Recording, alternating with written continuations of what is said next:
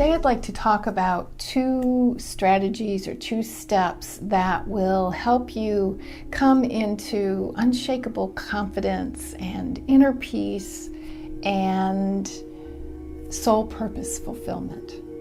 So the one major step, 2 major steps. One is to let go of who you are not. And the second is to really embody who you really are. And from that place, let that love that you are express itself. So let's break down first, letting go of who you are not. So we've got this subconscious programming that we received, adopted, integrated into our cells that is not who we are. It came from our parents, it came from our environment, it came from school, it came from the media. None of it is the truth of who we are. We are love in a body, and everything else is misinformation, to say it politely.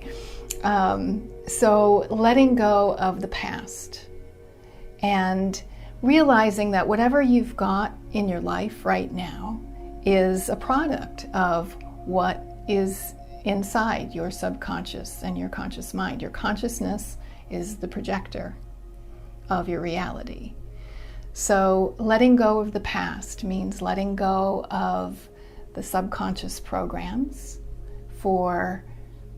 We have all kinds of programs. We have probably millions of them, but the major ones are your relationship program. Who are you in relationship? Who can you trust? Who can you not trust? What does love look like? What does relationship look like? What does marriage look like?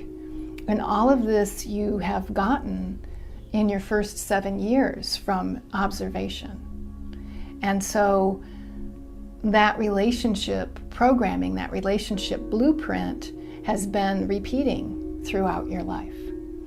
Another major blueprint, and these are all part of your self-identity program. A lot of people call it the ego. So there's the relationship blueprint, and that is, more the first 7 years, but then after you're 7 years old and you go out to school and you're starting to go out into the world. And so there's another layer of who are you in the world and what has happened in school with your peers, with the teachers, and how do you feel about yourself? How do you view yourself? What beliefs did you take in about yourself as you interacted in school? And then as you went out into the work world and started to interact and be influenced by the economy and by the media and by economics and by the government, and interacting with the medical world and the educational world, and layer upon layer upon layer. And every time you have an interaction, it says something about you.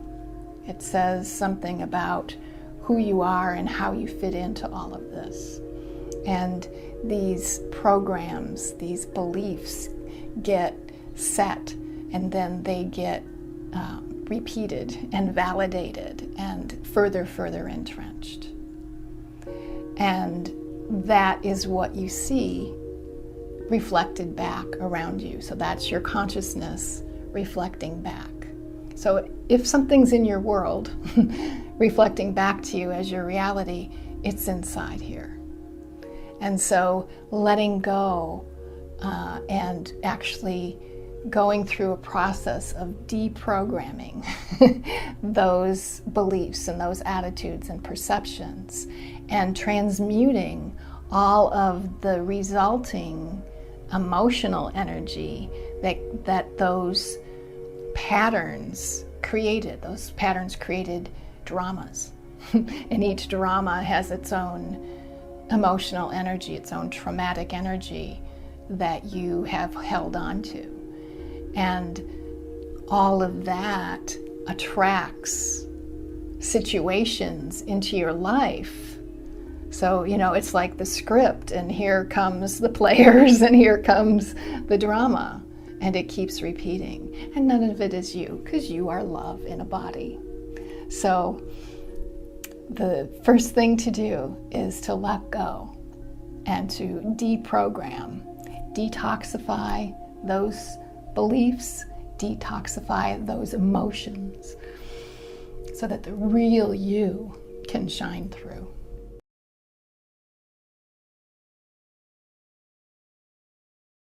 So today I'd like to talk about the Emotional Mental Detox Program.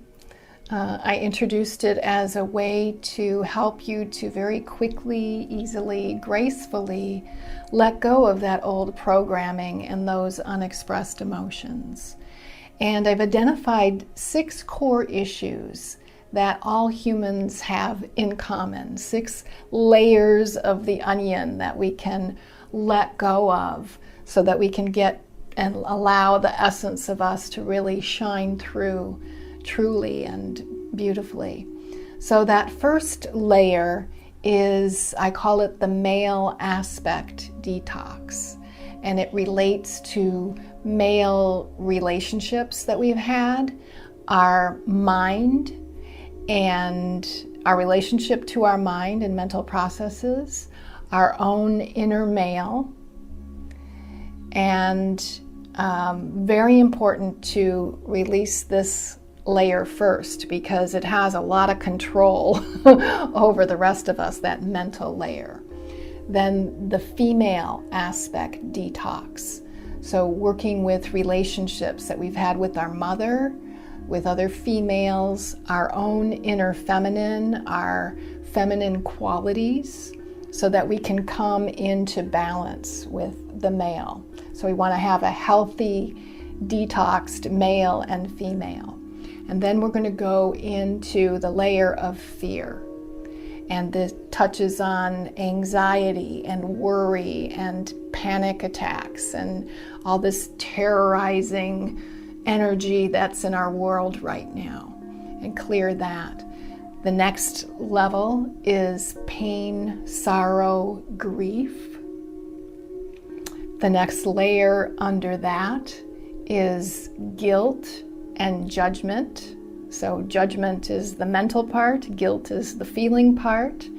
Shame and blame. Blame is the mental part, shame is the feeling part. And the layer under that is lack, limitation, and separation. And that is the densest energy, and it is at the core, that separation consciousness that has us feeling separate from everything. And so we address these layers in sequence so that it's a graceful detoxification of this old, not us stuff, and a graceful integration. Thank you.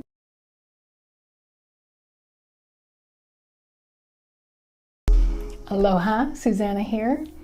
Today I'd like to talk about what is the outcome, what is the benefit, what is the end result of the Emotional Mental Detox Program. Well, it's to become the master of your thoughts and your emotions and your behaviors. So no more limiting thoughts, no more dense, negative, painful energy to attract dramas. So less dramas.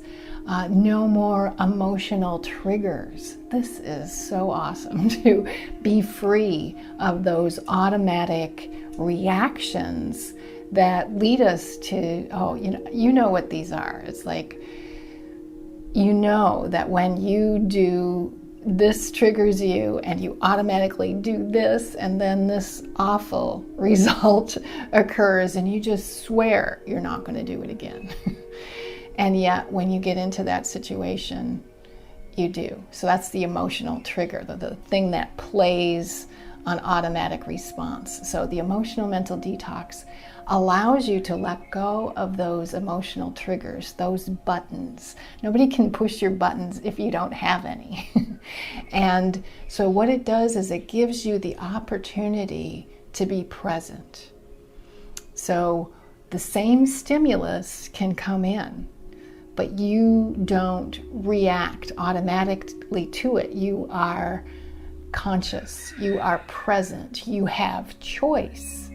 And because you have raised your frequency by letting go of the density throughout the program, you now have this new inspiration. It's like you're on a total different wavelength of grace and compassion. And so graceful, compassionate responses are available as inspirations in those moments. And when you respond consciously in a more graceful, compassionate way a few times in a row, that becomes your new natural default, your new natural response to a situation. And it is just like so much fun for me to hear from my clients after they go through this, and then they get with their family and they're in, it's Thanksgiving dinner or Christmas, and which they usually dread, and there they are with their siblings, and the siblings are poking at each other, teasing each other, trying to get a rise, and they do it to you, and you just don't respond. And they try to poke you and you don't respond in that way. And so after a while they get bored with that and they go on and bug somebody else. But what my clients describe is this feeling of being detached from all of the drama and not feeling hurt or triggered, or and they just watch their family, and the family's still doing the program. They're still doing their program with each other, but now you recognize it as a program, and you don't take it seriously, you don't take it personally, and you can love them and accept them even though they're in their program, and just really being grateful that you're not in it anymore. So it's really fun for me to hear that from the clients. So having that freedom, the emotional freedom, the mental freedom to really be the master of your thoughts and your emotions and your actions and behaviors leads to this feeling of deep inner peace and a real trust in yourself that whatever happens, you can handle it. You feel grounded in a pillar of inner peace that gets to be so unshakable.